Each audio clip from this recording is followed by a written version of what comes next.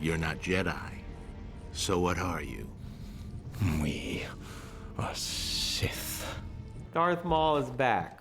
What do you do with a Sith Lord that was thought to be dead that now is back alive? Beyond his hatred for Obi-Wan Kenobi, there was the idea that he was a well-trained apprentice and that he would start to do the things that he had been trained to do, to build armies, to deceive people, to create a power base for himself. Your mark. The sign of Clan Vizsla. I am Pre-Vizsla. So George came up with the idea of teaming up Maul with Mandalorians, which I think instantly, when you say that to a Star Wars fan, you think, wow, that's a pretty potent group. Are we prisoners? No. Allies. They have much to offer, including their planet. They are strong, and unlike pirates, they possess honor. Another weakness.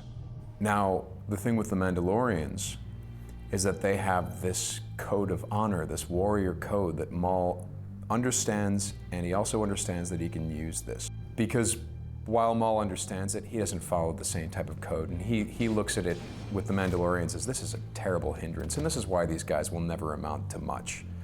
But I can use them. You know, we'll be able to use them to great effect. They're armored, they're dangerous, they're disciplined, and they're reliable.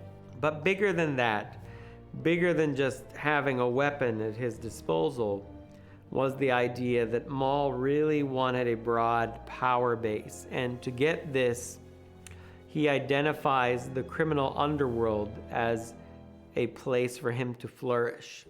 Because Sidious, in his gaze, is more focused on the war at hand, encountering the Jedi. Maul knows this, so he figures that he could sneak in and kind of create his own little miniature empire underneath everything by existing in the underworld. And it's fun to see that there are really two different types of villains in Star Wars. There are the mythic villains like Palpatine, Darth Vader, or Darth Maul. And then there are the more grounded, frontline, dirty underworld villains. You know the Hutt clan, rather famously, but you probably don't know the Black Sun and the Pikes. The idea of the Black Sun is something that I first learned about the old game kind of multimedia platform, which was Shadows of the Empire. And I thought, well, that would be great to bring the Black Sun into the story, because in a lot of EU material that I had read, Maul was pretty active in breaking up the Black Sun for Sidious. So there's some relevancy there that he would know about the Black Sun, that he would have a good idea of where they were, and that they have a certain amount of power that he could try to make his.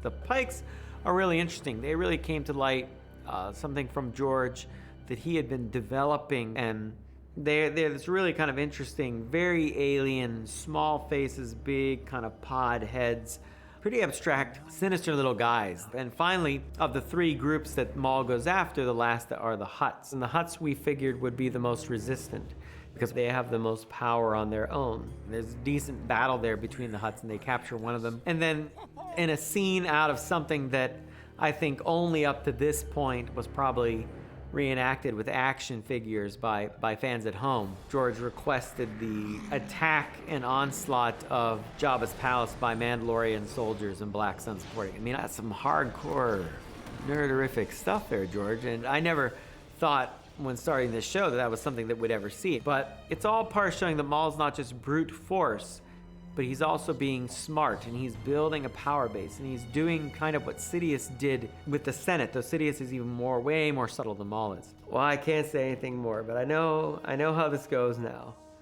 I know how this goes. And boy, before it's over, what Maul's up to. Wow.